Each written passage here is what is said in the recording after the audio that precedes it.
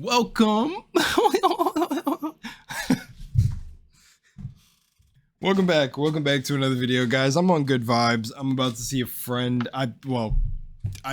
His parents. I just like linked up with his dad. Wait, this intro is weird. I just went to an old friend's house that I haven't seen in years. At least seen him. I haven't seen his parents in longer. It could have been like maybe 6 to 7 years, man. If I'm right, it could be 6 or 7 years, but I'm glad to see they're all doing good, and I just wanted to share the good vibes with y'all. I feel really great, and I'm glad to bring y'all this tier finally. Shout out to Potted Plant. Shout out to almost forgot you, Swegwin, but man, almost forgot your name, not you as a person.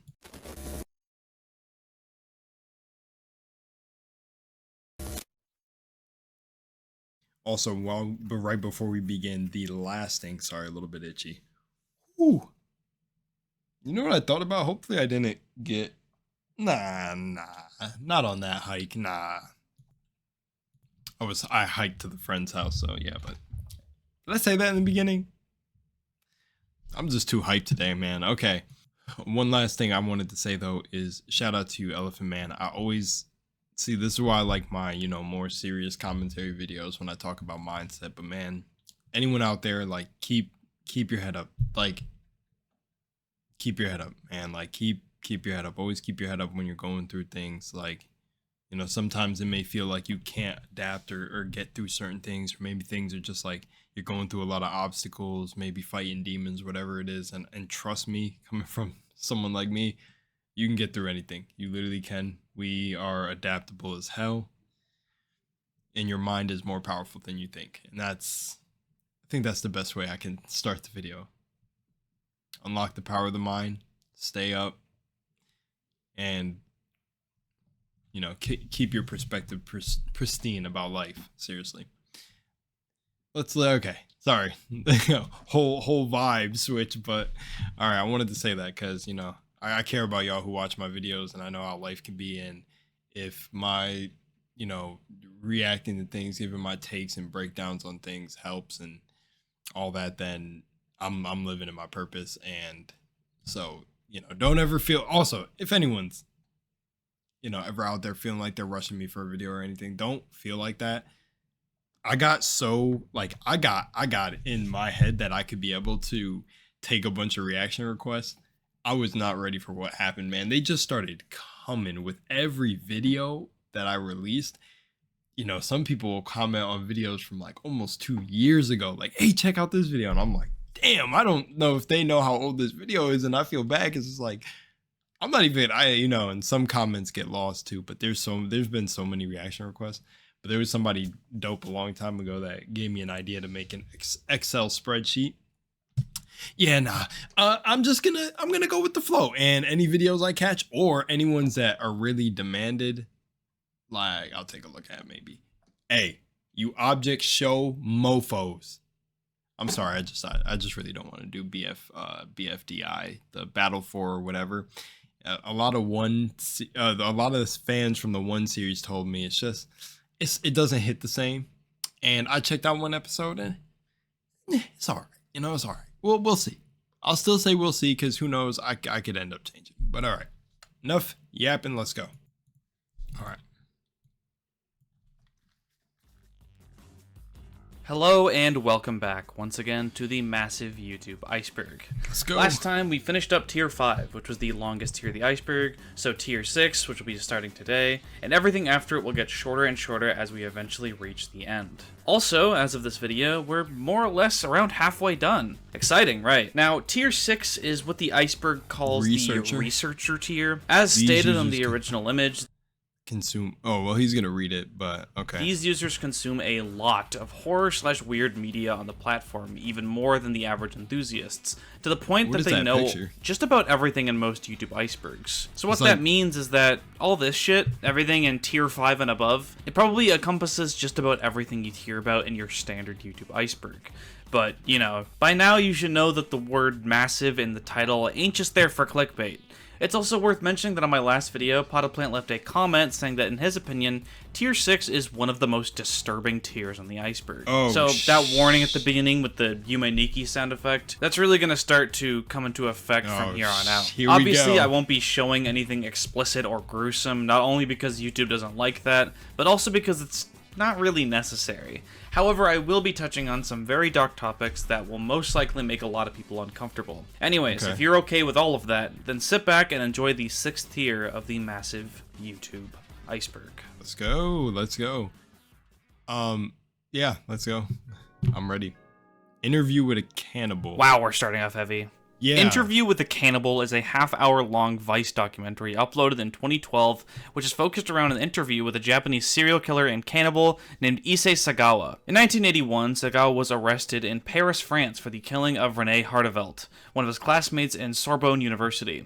He took her to his apartment, shot, and killed her. After doing so, he would go on to eat parts of her body for the next couple of days, claiming to want to, quote-unquote, absorb her energy, because he was very weak, ugly, and small, while she was... Well, he was strong, beautiful, and tall. He was arrested in Bois de Boulogne, a park on the... I mean, like, I'm not too shocked. Like, I seen freaking... I'm not sure if many of you remember back on Facebook a long time ago, and also every family member trying to show the video, but that viral video that went around of a woman getting her head in-game detached, you know, from a place it should stay, you know, like maybe like a tree branch that's not dying yet kind of falls off.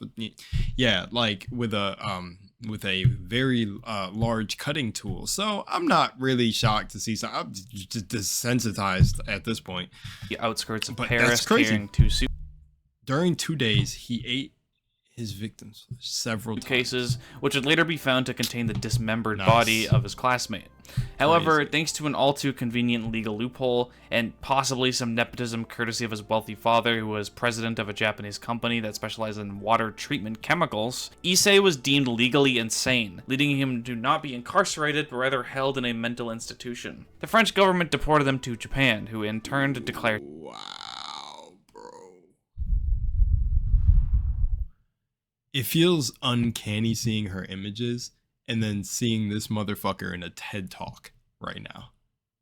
I hope y'all got the joke. He's not really in a TED Talk, but the documentary goes wild. Him sane, but they couldn't lock him up because the court documents were sealed up, I guess, and couldn't be released to Japanese authorities. So Sagawa checked out of the hospital, now a free man, only 5 years after being arrested for cannibalism. From this point, the media, both in Japan and other parts of the world, were really obsessed with him. He would frequently be invited on talk shows to be a guest speaker, wrote a couple books that got officially published, and even was an actor in a Japanese erotic film depicting BDSM called Unfaithful Wife, Shameful Torture.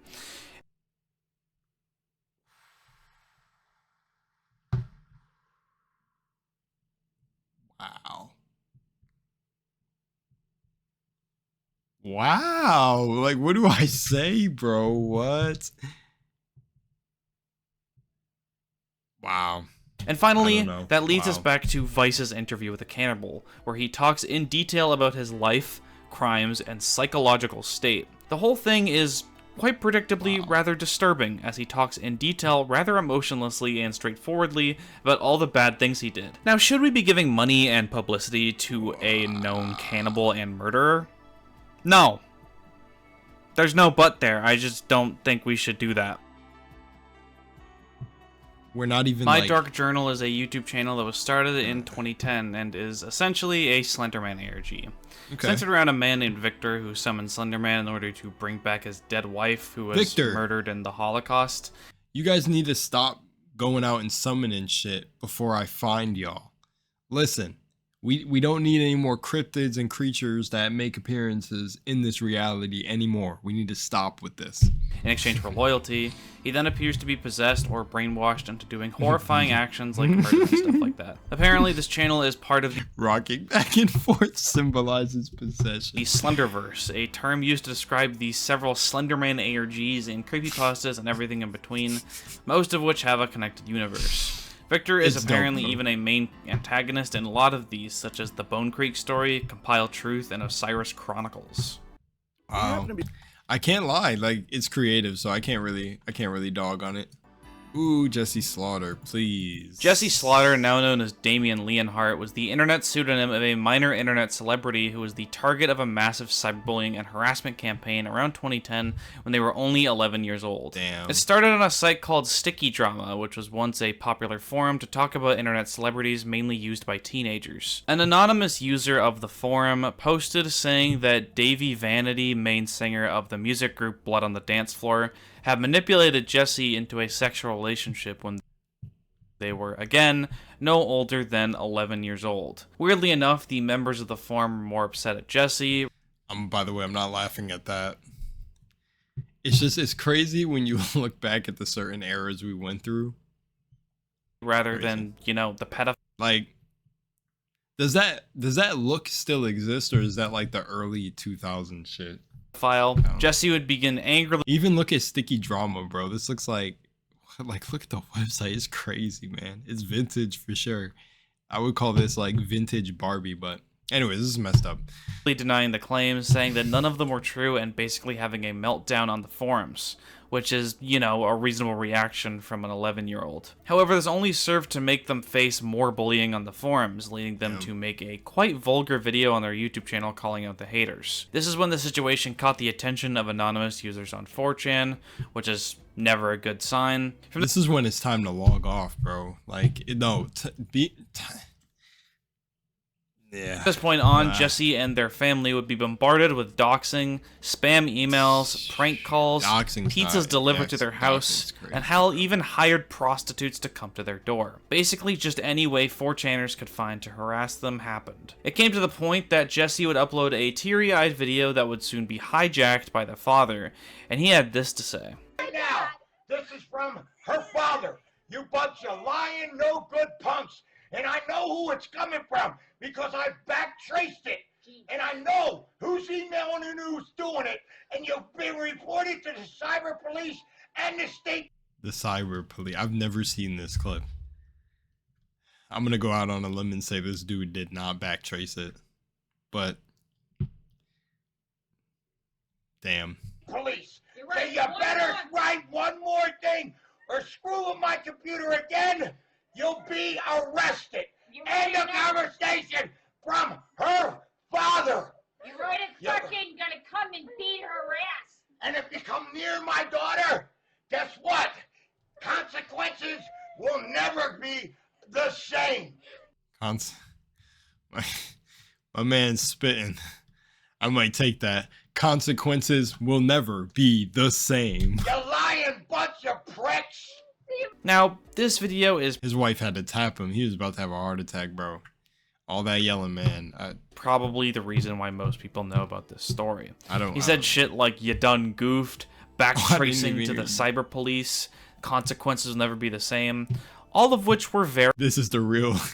If there's Dr. Disrespect, this is like Dr. Respect. Very funny and highly quotable out of context, leading it to become one of the largest memes of its time period, with most people not knowing the context. They simply quoted it because it's an old man not understanding computer lingo in a funny way. At this point, the family would be under constant police supervision and protection because of the trolling and harassment just kept getting worse and worse. Gawker was harassed by 4chan users for writing this article, so they had to take it down. I only have the screenshot from the way back. In 2011, Jesse's father was arrested for punching them in the face after I mean, I'm not, like, is it bad to say that I'm not shocked, man? heated argument. I'm just not shocked because, like, the pattern, you could just see, yeah. And he later passed away from a heart You can see... attack in He passed away from a heart attack, bro. His custody. Blood on the Dance Floor, the band that started the whole shit, released an album called Epic later that same year. The 17th track on the album was called Ya Done Goofed, in reference to the father's quote, which was, "I shit you not, Davey Vanity writing a diss track on the 11-year-old he was alleged to have sex with." Now, this whole thing is made even more disturbing. Wait, but it's funny that they called it You Done Goofed. But hold on. Why would the diss track be on the 11-year-old? Was it the 11-year-old's fault? Wasn't it other people? I may have missed that. I would go back to get clarity, but I'm confused. Did she say this happened? Oh man, I don't want to go back because I just want to keep it going. But yeah, if one of you can let me know down below. Or if not, I mean, I'll just move forward. But when years later. Okay, why is a grown man making a diss track on an 11-year-old anyways? I don't know. Far more concrete allegations came forward about the singer. So in short, not only was an 11-year-old most definitely groomed by a famous singer, they also had an internet-wide harassment campaign going against them as a result for the better part of a year. So if you ever like reminisce about how the internet was so much nicer or whatever years ago, you're wrong. It really wasn't. Right. Oh my gosh, you gotta say that louder, bro. Silent Dork is the main channel of the John is Dead ARG, which is a fan-made content. I think people are just more aware of what's going on now, and this is kind of obvious because everyone's got a tablet, iPhone, whatever in their hands. Continuation of the Ben Drowned creepypasta. Let's see really quickly. Alright, I was gone for a second. 1 second, I actually gotta go again, really quickly. Hang on. I just realized I pressed Alright. Let's go. Which at the time was on indefinite hiatus.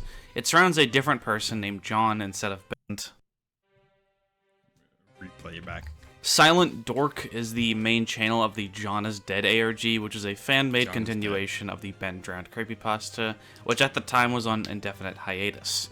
It surrounds a different person named John instead of Ben that passed away through mysterious circumstances that people had to piece together the story of through clues and information from various sources, including the Silent Dork YouTube channel. The ARG is long and winding, and seemingly still continuing to this day, with the most recent video being 2 weeks ago as of writing the script. V Third Eye, formerly known as V One Eye and known in real life as Jason Beone, is a British YouTuber who is basically pretty well known for doing vlogs. You see what I'm saying with the hair? This doesn't exist anymore, right? This style is out. Maybe I should bring it back. 2014, fellow content creator Sam Pepper was exposed for sexual abuse allegations, which led to a whole slew of ass pinch prank. Did we talk about pranksters in some of the earlier tiers? I think Vitaly was like on one of them. Some of these shits are crazy. How they classify as pranks, bro. I don't know if I can't remember too much because that was a lot has happened literally since the last Iceberg tier. Of people coming out about how popular content creators had abused them, similarly to the Me Too movement. A female YouTuber by the name of Anaya Mags accused V of having sexual intercourse with her while she was intoxicated and only 15 years old. In response, Jason uploaded the video called Ooh. Underage drinking and being around the wrong people. Night, which responded to the allegations. This video, which I can't show as it has a tendency to issue copyright strikes, essentially was Jason going, "Yeah, I'm not gonna lie, I did that shit," followed up with a sorry at the end. Past this point, they're all... Was that like a joke tweet he pulled up? Like of somebody else with OJ's thing?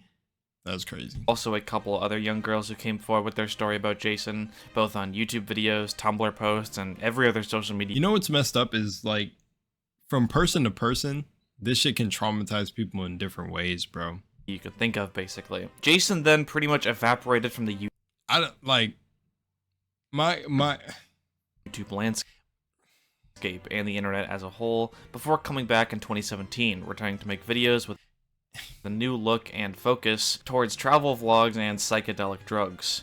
Yeah, this dude his name was V One Eye and Third Eye or something like that. Makes sense.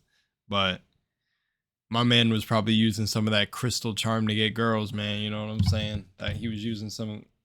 I'm gonna tell y'all right now, like, I'm gonna take the lunar gloves off really quickly and give you a little bit of rel in my personal life. That's the one thing that annoys me about like spirituality and metaphysics and things like that, where people who understand these concepts and things then go and use them for. And what I understand is honestly, this is like a whole playground for different entities. So I'm not surprised when I hear like cannibals and some of these people exist, because it's like, you know, that's the path they chose. Not to say that it's right. You know, on a human level, that shit's wrong. It's fucked up, but you know, I feel like people like this that, you know, are spiritual. Maybe he had a change. I don't know, but because psychedelics and spirituality, but I've always noticed it's like some people use that as like an excuse. Not saying he did, but they use it as a language. They're just like, I feel like a meme will be best to describe this so I don't take too long yapping on this. I love yapping. It's one of my favorite new fucking terms that, that is, you know, is trended. But no, just ranting a little bit about this. The best way I can say is spirituality became like it's like a niche, not a niche. It's like a trending. Like I can't call it trendy. It's trendy more trendy than about actually being about the lifestyle. And it's like, you know. Here, let me put on my Native American ego real quick. But my background, you know, my in tune tapped in with nature and like all this shit. It's like, it always has a weird feeling to me when I see people who have a very spiritual, like, I don't know, claim to have this sort of spiritual lifestyle, do shit like this. He uploaded the video titled Let's Talk About My Past, where he danced around the issues and victimized himself. And that's pretty much it. He still uploads every once in a while. He danced around the issue and it's like, but, you know, look at you, like psychedelic spirituality and bro, all of that. But like somebody who's really about that work and shadow work is going to be blunt to you. Like, I guess me, for example, can I give something from my life? I mean, I have in videos, but, you know, I've been the villain in people's stories. It's like, it's, what can I say? I'm not gonna dance around like, you know, like you can't. I don't know. You know what I'm saying? Spirituality is about being raw and getting down to that shadow side of yourself. I've been, oh, man, dude, I've been an asshole to some family members. Like, I remember one of my family members saying, why are you nice and appreciative of everyone that's outside your family except in your family? And that's because I felt like the lone wolf my entire life. And there was a lot of eyes on me with, you know, because there's my cousin who, both of us are doing great things now in life. You know, she has a TED Talk and everything, but you could really see how the beginning of our experience, human experience, was leading us to where we're at now, because she felt like the lone wolf, and now look at where she's at. And then there's me, and then look at what I'm doing. And it's like, but we had to go through a lot of pain and a lot of shit to get here, because I've been a straight asshole. I'm a sarcastic asshole. But I would tell you that, like, if I've caused something to somebody, I'm not gonna dance around it. Here's what I did. It is what it is. And I don't know. And if you're gonna rock crystals in the hair and be about the spirituality, be real. If you're gonna get on videos and come, my bad, I gotta get out of here. I gotta stop, because this is what I mean. Just be real. Like, Albeit not. I feel like you'll find more peace within yourself if you're just like, look, I messed up. Nearly as much as you. And then you never have to come back to it. But if you know you're actively like lying or tiptoeing in a video, it's gonna bother you. It's gonna live in your head. To. And has a little under 500,000 subscribers still. But I mean, hopefully he's, you know, reformed. I don't know. Cyber8 is a Polish YouTuber who uploads, you guessed it, weird 3D animations. You're probably sick of me saying that by this point. This is one of those that features and parodies popular properties, using a different one in each video. Fred makes There's not really pizza. much that separates this guy apart from other similar users that on the site. But, you know, they do have a video where Pumpkin from Pumpkin World meets Ed from Goat Burger, so it's gotta count for something. I want to watch the Fred Makes Pizza one. I'm going to watch that after this. Lee Zahua, more commonly known on YouTube as Chris Lee, is a former independent investigative journalist who is a citizen of China. And just from that sentence... That takes balls. Whew. And I paused it at 1011 for angel numbers. For y'all that like angel numbers out there. 1011. That takes balls. And you said China. Alone, you can probably tell where this is going. Yeah. He gained international attention in the year of 2020 for his coverage on the COVID-19 outbreak, which, as you probably know, started in Wuhan, China. He traveled to Wuhan in order to investigate further into the origins of COVID at a point where the balls, brother. virus Woo. wasn't exactly super well documented. And no one really knew it would be as much of a problem as it would prove to be for the better part of 2 years. There was a lot of conflicting reports at the time of how bad this virus truly could be.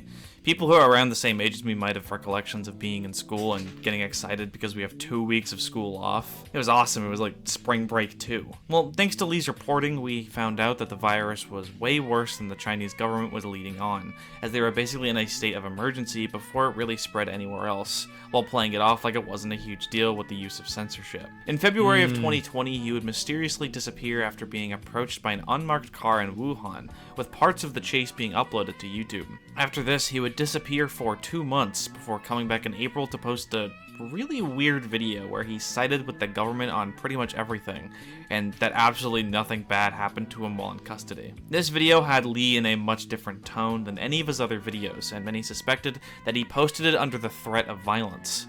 In fact, everyone suspected that. The Chinese government is surprisingly unsubtle. After this video's upload, he would disappear again for 3 and... Yeah, I actually watched a YouTuber, I watch him from time to time, called Black in China. He was in one of his videos being followed around by a spy. Like a dude and like, I don't know if like it was like an informant and a spy, or it's the same because a spy could be an informant, but it was like 2 of them. Entire years. And he handled the situation very well. My nose is itching. I think it's because like the bass in my voice is like shaking my nose hairs or something and just making it itch, bro. I think that's what happens. I have no idea. All right, let's keep it going. Before coming back fairly recently in January of 2023 in America to reiterate his opinions on the Chinese government, saying that it was becoming totalitarian and restricting the freedom of its citizens. Wow. Webcam video from, usually followed by a date and time, is a phrase that's in a lot of older video titles on YouTube. 27. The reason why these videos have these titles is because YouTube used to have a feature where you could record a video off your webcam and have it directly uploaded to the site. So really these videos are just remnants of an old feature of the platform. However, that's not where this ends. The reason why this entry has an NSFW tag on the Iceberg, and also is so far down to begin with, is that there's been some pretty weird stuff going on in videos with this title. Around the start of 2017, commentary channels such as Pyrocynical, Scarce, and Some Ordinary Gamers made videos illustrating a problem with YouTube as it relates to these webcam video from things. Searching up the phrase into the search bar would a lot of the time bring up hundreds of seemingly suggestive videos that contained underage children, in a quite similar manner to Diamond Gate, which was talked about in Tier 4. People kind of conflated this a little bit, saying that webcam video from is some kind of a dog whistle for an underground YouTube pedophile ring, which is half true. These videos were almost always well-intentioned uploads by little kids that are too stupid to figure out how to rename their titles, so that's where they get the webcam. Too stupid. Oh my god. Swag, you don't beat around the bush when explaining some shit, bro. And I honestly think that's funny with how everything comes full circle and how things work. So sorry guys, I'm a deep person. Like maybe to someone a lot of the things I'm saying are not deep, but it's just like, hey, it's just what I add to the video. I really think I just really feel everything happens for a reason, and it's kind of like, in a way, I really do feel like a part of myself is like Swag. Like I relate to how he speaks and is raw about things. And I've held myself back from being that raw in videos in the past, or not in the past. In the past, it was actually better. But I feel like nowadays when my videos like start to go off or get a few comments and I see that my videos get attention, that I kind of like hold a little bit back from being as raw as I want to. But like, man, like basically what I'm trying to say is listening to Swag be fucking making me be like, I need to let loose, man. Who cares? Like, I love this shit. I love making videos, love connecting with people. Just be me. I don't care. But video from title. A lot of people around this time were saying that these videos are full of children doing provocative things, which isn't really true. Like, pretty much all of them were kids making videos addressing their audiences or dancing or stuff like that, which could be construed as provocative, but at the end of the day, it was for the most part just kids acting like kids. That being said, I don't think it's a stretch to say that there was some weird shit going on with these videos. Judging from the astronomically high view counts, some reaching hundreds of thousands if not millions of views, which I think is the real disturbing. I mean, that top one is strange if the kid is showing off a bikini. Yeah, man.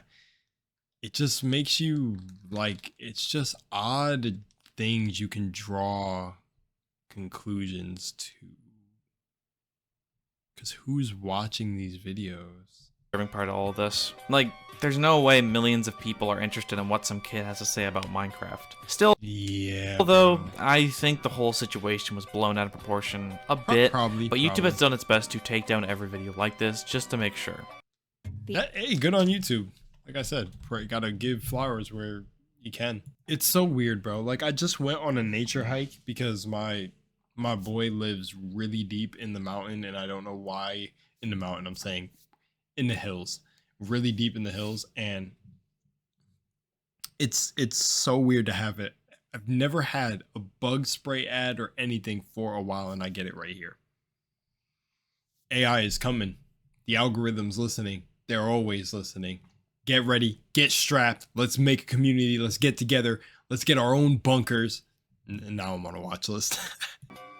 This video's already David G. long. Sardis was a YouTuber who joined on August 18th, 2018, and has since uploaded over 8,000 videos to his channel. He stopped posting on November 6, 2019, That's gonna be me. meaning he posted about 16 to 20 videos every single day. These videos would be footage of what he's watching on TV that day, recorded on his phone, a lot of the time being stuff like Wheel of Fortune or the news. This raised a lot of questions for a lot of people, because, like, who is this guy? Why is he watching TV basically all day for a year? Right. Why does he not talk in any of the videos? And most importantly, why is he uploading them in the first place? Well, these questions would go unanswered, but as time would go on, people eventually began to notice that he's now in a different room. That curtain tells us one thing. A little bit. It's a hospital room. And as the videos progressed, David's camera work would get I could kind of tell that from the last room, like the first camera angle it was on, because my grandma was in the nursing home, so. shakier and shakier. Like, I think they took her out right before she passed. I can't remember, but. Oh, man.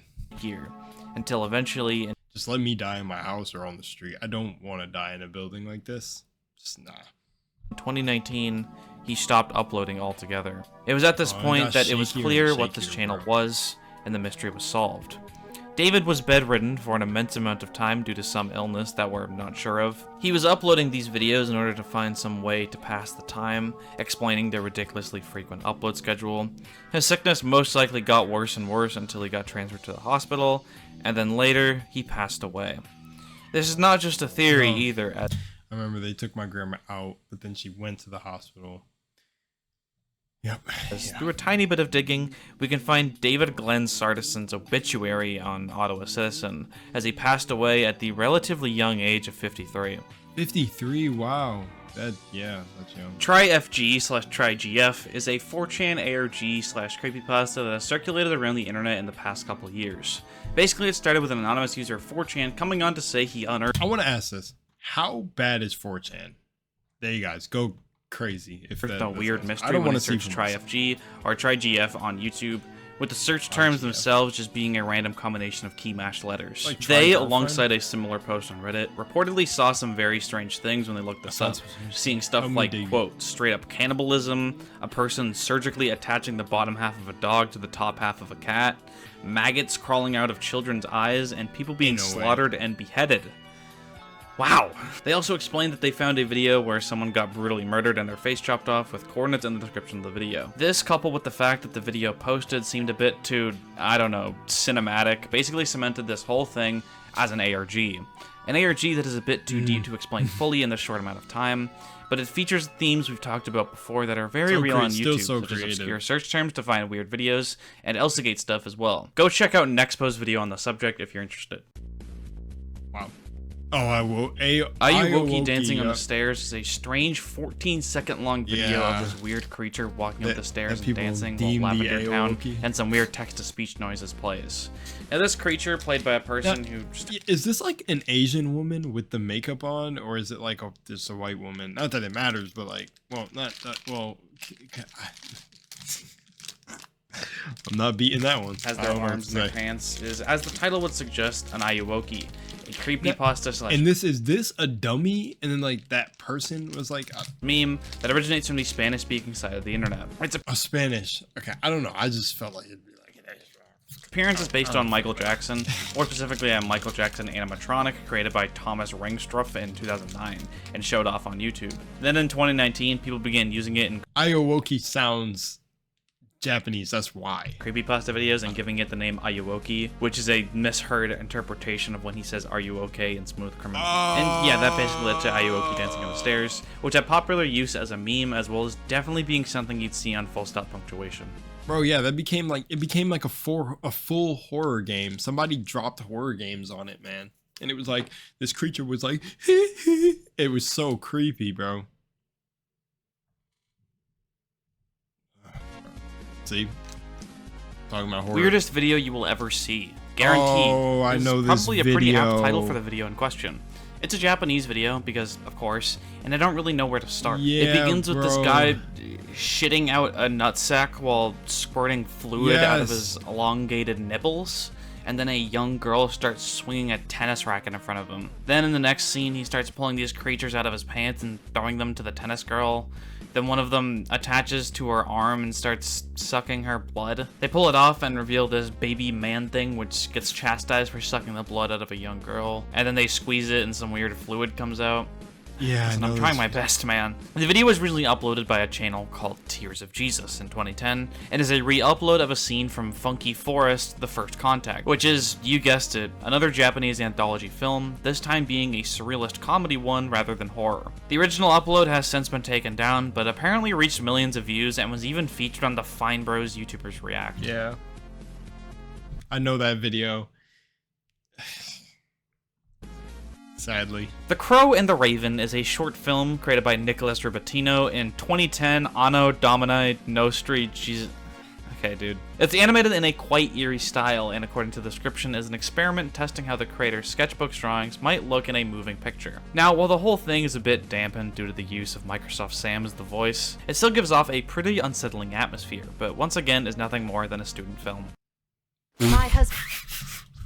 That burb, bro. Nah, that ad was gold. The woman was, my husband's a panty dropper, and the... Oh my gosh, you guys should just find that ad if you can. Let's keep going. Titanica is a video uploaded in 2009 by a user named SVO358. It's a clip from a show called Mr. Show with Bob and David that aired in 1998. The clip is about a fictional band called Titanica who was called upon by the Make-A-Wish Foundation to visit a terminally ill child in the hospital. At one point, they take off the child's blanket, revealing this stick figure looking body. While it may be disturbing to some viewers, it's really just a comedy skit.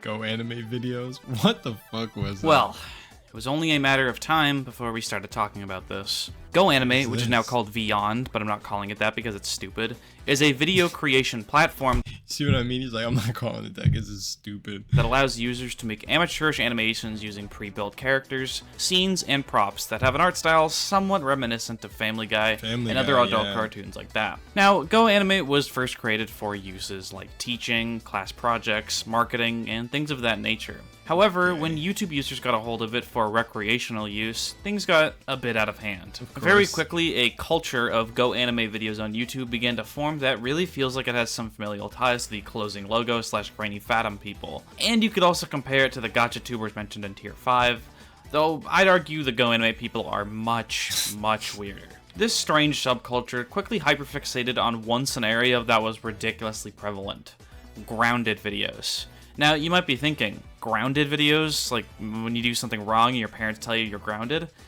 Yeah, exactly that, actually. What? More specifically, they make these videos where Caillou, from the children's show of the same name, Yeah, I was wondering if this was Caillou. I was like, does some horrible thing, and as a result, his parents say he's grounded for 1 million years, usually complete with the horrible text-to-speech voices that are provided with the program. was that the table getting flipped into the dad? Caillou, how dare you flip over the table? That's it. You're grounded for 16 months. We're not taking you to Chuck E. Cheese's tomorrow. Also, you will be forced to watch baby shows like Paw Patrol, Sophia the First, The Backyardigans, Higglytown Heroes, The Backyardigans hits different. and more. Once we get home, there will be punishments. Get in the car right now. Now, I believe that the First one of these was Brian Gets in Trouble at School by Adam Kleinschmidt 2003, and at some point people just really wanted to see it be Caillou who gets punished for his actions, which I guess is fair. Caillou is a little shit in the show. But man, people create these long-ass animations with hundreds 473,000 views, man. of thousands of views of just Caillou being I love that it's just so random and it can do that. That's just the cool thing about the internet. grounded. And sometimes people take their hatred for Caillou even further, with him going through what's called a punishment day, which according to They have a pedia, GoAnimepedia, #1 GoAnime Wikia. Oh my gosh, Punishment Day. the GoAnimepedia, 10,000 pages by the way, is a 10,000 pages. discipline technique used in the GoAnimate universe, where the goal is to inflict as much pain or suffering My bad to your guys' ears. to the receiver as possible, with the receiver sometimes dying before the punishment is even finished. The wiki provides examples of this, like getting whipped, tortured, beaten, and even skinned alive or molested, which again, this is a checks notes preschooler. Now, the wiki also lists some stranger forms of punishment that would be conducted on these quote-unquote punishment days. What do you say to this? What do I say to this? That are more just- Why does this exist? Like I said, you know, it's funny when I say everything happens for a reason, and then weirder than cruel. For example, confiscation of candies, toys, and rewards, watching an annoying baby, horror, or otherwise boring video, movie, or TV show, or listening to baby music, adult music, loud/very loud rock music for more hours straight, whatever the fuck that means. Taking either a cold 360, poop, pee, or hot shower. Deleting their social media account, forced to play games, screaming at them, even inside ears, the whole world. And of course, getting sent into a scary logo.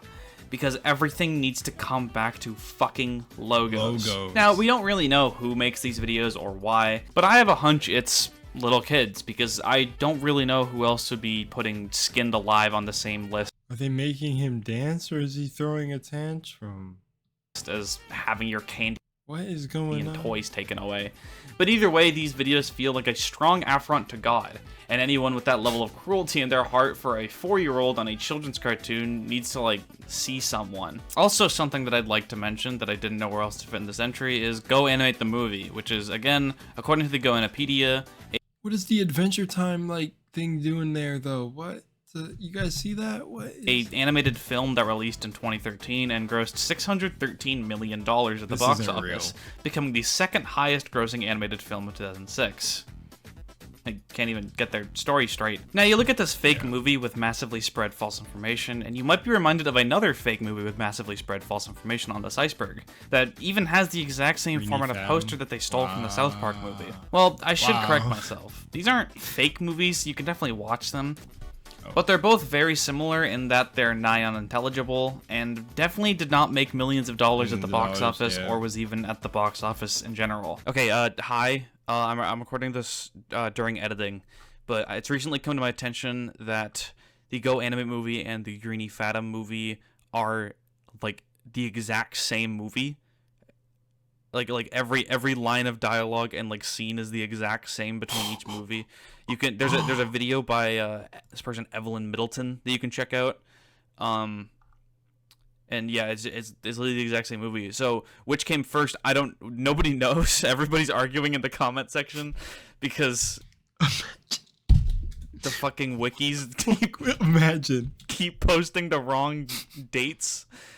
So yeah, I just needed to add in that bit. Now, as I said earlier, GoAnimate rebranded to Beone. It's such a strange reality to be aware of now. 2018. I will now forever know, or have forever realized that that's just happening somewhere on the internet. Most likely in well, like on YouTube, but then like an effort to they free have a themselves from the wiki and GoAnimate shit. name. Because let's face it, having Caillou torture videos show up as the first thing when people search your brand is most likely a PR nightmare. However, the Caillou videos aren't going any. Who are the people that made, like, I want to like interview the Beone anywhere anytime soon, as it would seem. I don't really have a problem with the name Beone, so I people just can't get enough.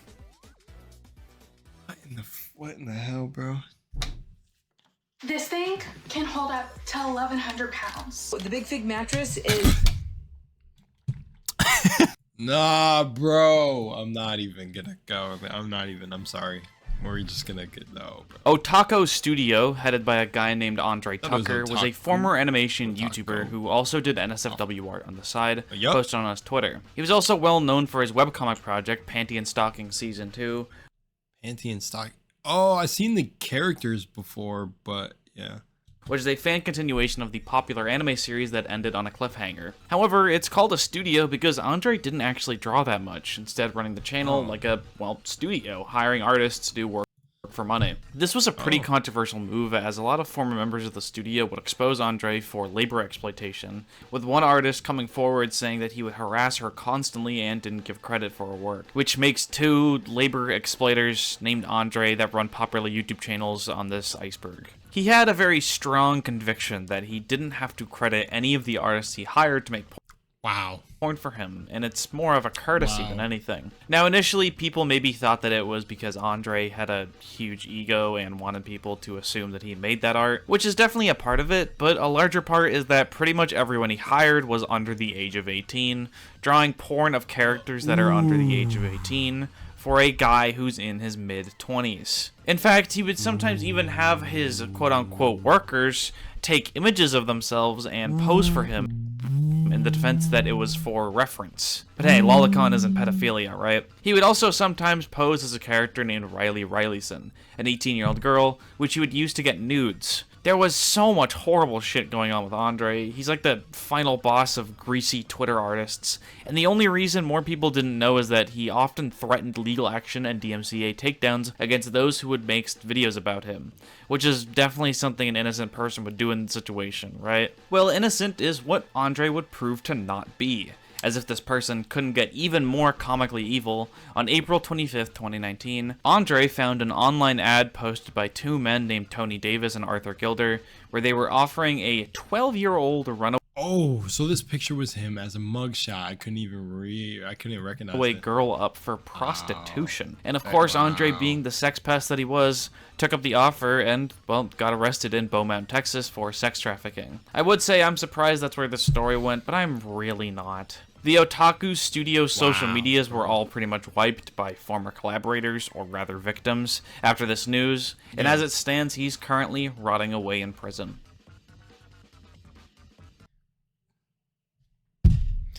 Play stupid games, win stupid prizes. This video, which translated to English is titled Toyol Sightings in the Bogor area, is a video from Indonesia of a supposed sighting of a Toyol, which according to Wikipedia is a creature in Indonesia and Malaysian folklore that's this If the fucking footage wasn't 15 pixels. I was gonna say the thing, but I couldn't remember the value. Yeah, 1440p, man. Dead baby zombie that's typically invoked as a helper for shamans by means of black magic that will rob people of their riches. The video we see before us was uploaded in 2009 by a channel called Metatrolic TV, and apparently is too low quality for anyone to realize it's just some naked guy crawling around on some people's back porch, who seem pretty chill about what's supposed to be the undead soul of an infant. Right, what the fuck? Yeah, right. Joel Favier is the former vocalist of the metal Check out the look, man. They all had that look, bro. Metal band Get Scared, who joined the band in 2011, recorded one album called Built for Blame, Laced with Shame, and then left in 2012 to pursue a solo career. Through this solo career, he gained quite a bit of popularity as he shifted his focus towards YouTube. I'm gonna hold back before I say pretty cool. I think it's cool when artists and creative people just go out and make songs and do their thing. But I'm gonna hold back because you never know, man. You never know. See how I am? I'm just gonna stay there. I always usually do, but now the Iceberg is making me extra careful, you know. Because I don't know, this dude kind of looks like the dude we had in the beginning. So, you know, just minus the piercings, eye shadow, and everything like that. So YouTube, releasing several solo songs that all reached hundreds of thousands of views. And it would seem that he was also an activist raising awareness for self-harm and suicide. Seems like a pretty nice guy, but in 2017 he was arrested in a massive sting operation with 41 others and was charged with 41 others? Possession of child pornography. Weirdly enough, despite Joel himself being in prison right now, someone's on his old YouTube channel posting his old unuploaded content. And the last upload was only a year ago, although it would seem like his fan base has unsurprisingly dwindled quite a bit. Right. Exurbia. Alex McKechnie, better known on YouTube as Exurbia, is a British YouTuber who's quite popular on the platform, having over 2.5 million subscribers, uploading, quite frankly, amazing thought-provoking videos about life. Hey, me too. 27? You're hold on. With a turtle? Oh, man. Hang on a second. I hope the upstairs volume isn't getting caught in the video, but this is nuts to me.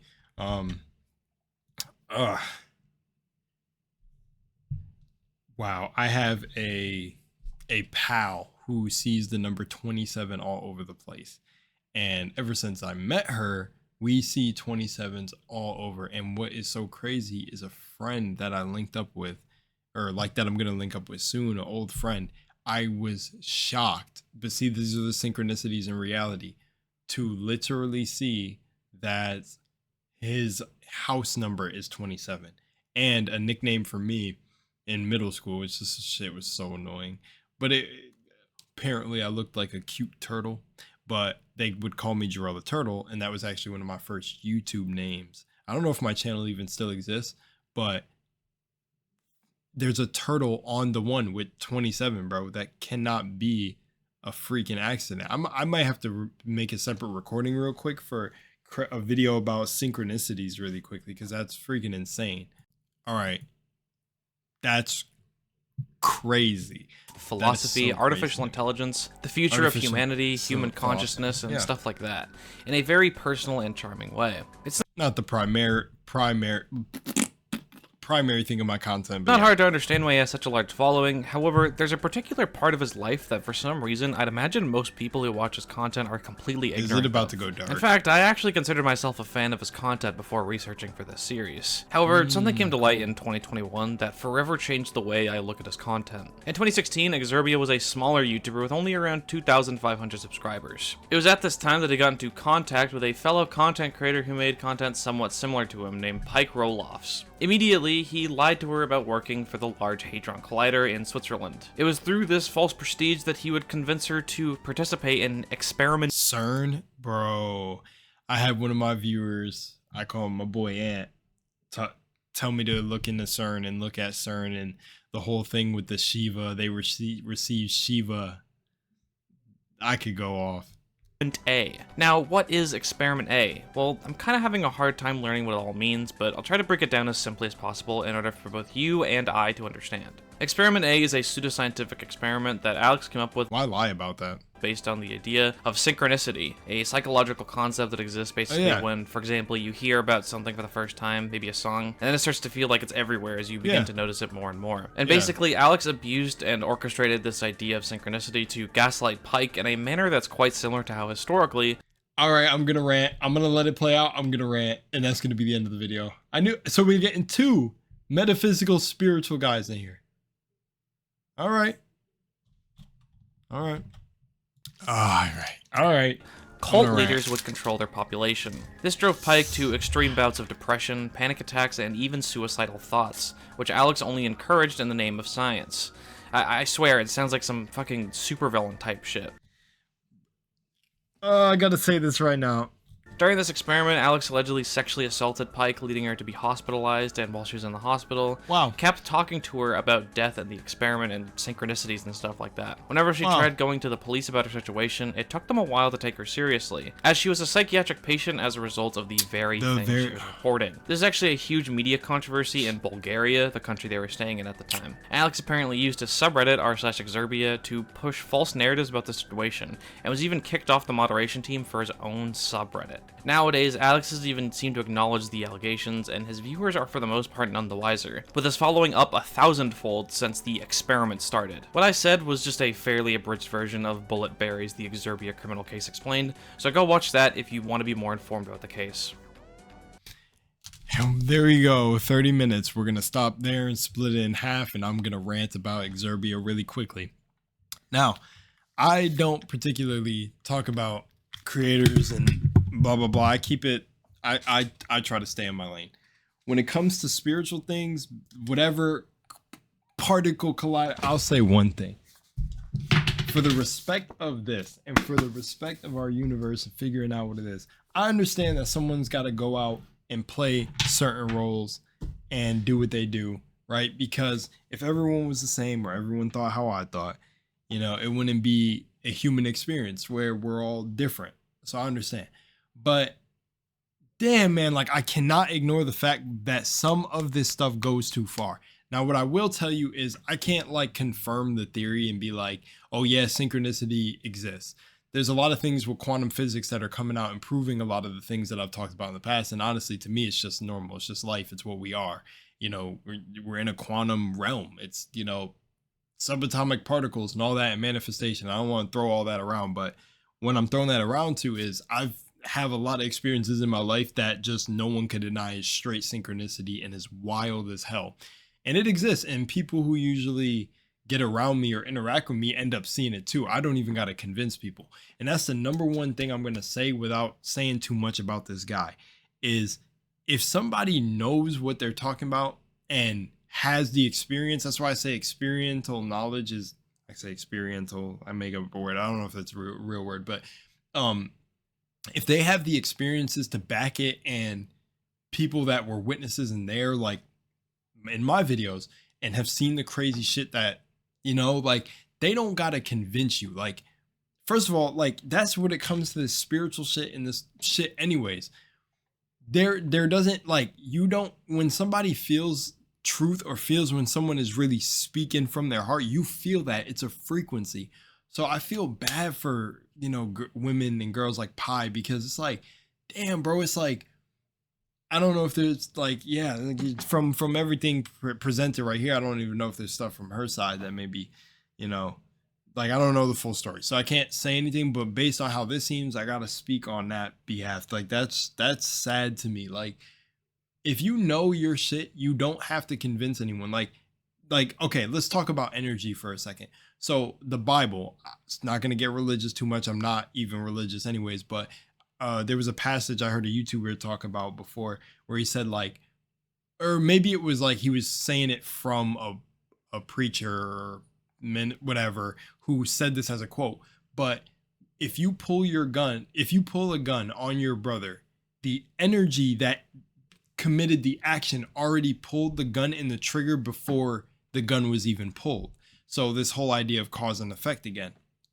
So when I look at this, I'm like, bro, that means like, and with a lot of these cases, that this Exurbia was like this before this account happened. So yeah, he's probably well respected and all that, but that energy was already in him from the start. And especially with knowledge and information like this, that annoys me worse, because these are things that I've experienced in my life. Like, people around me have experienced synchronicity and crazy things lining up.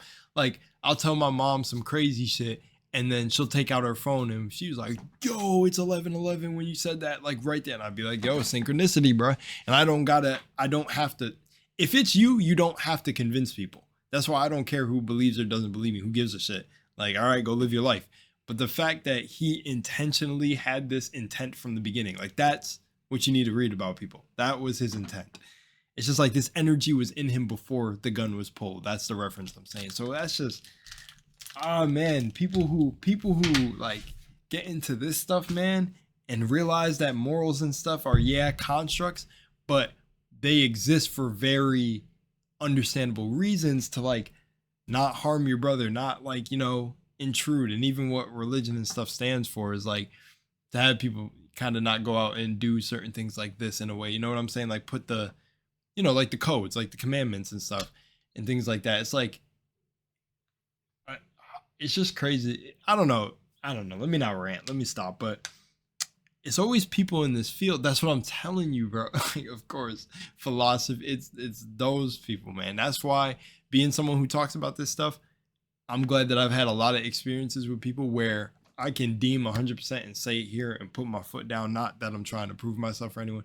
I'm never going to be, nothing's going to come out about me ever about stuff like this. Like, it just won't. Like, it just won't. I'm not going to ever manipulate. Like, if someone doesn't believe synchronicity or whatever, everyone has their own beliefs. Do you, be you. I wish, like, I almost wish you could teach people. It almost feels like common sense, but I wish you could, like, give this advice. But really, everyone walks their own path. You can't lead someone. But I'm basically talking for Pi. Like, it feels like to me, I'm just like, damn, I wish someone could have shown her. Just don't guys, just don't be gullible. Yeah, I don't know, man. I don't know. Don't. And I bet he was charming and came off, and yeah, the British probably like little twang, but it's like, bro, people especially with spirit, like at least from what I've seen, really use that shit to, you know, I don't know. They try to use it to flex.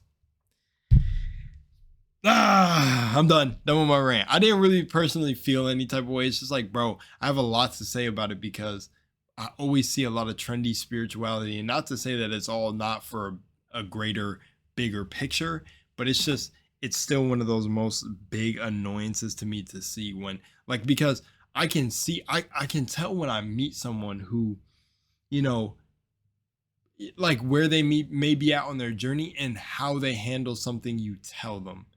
And that's why I don't, it's never about me trying to convince somebody. I'm like, all right, you believe what you believe. Like, you really don't got to argue what you know. Like, guys like that, dude. Man, dude, I don't know. Hope my rant was respectful. Nothing personally against him. I guess he's going to do it. Well, no.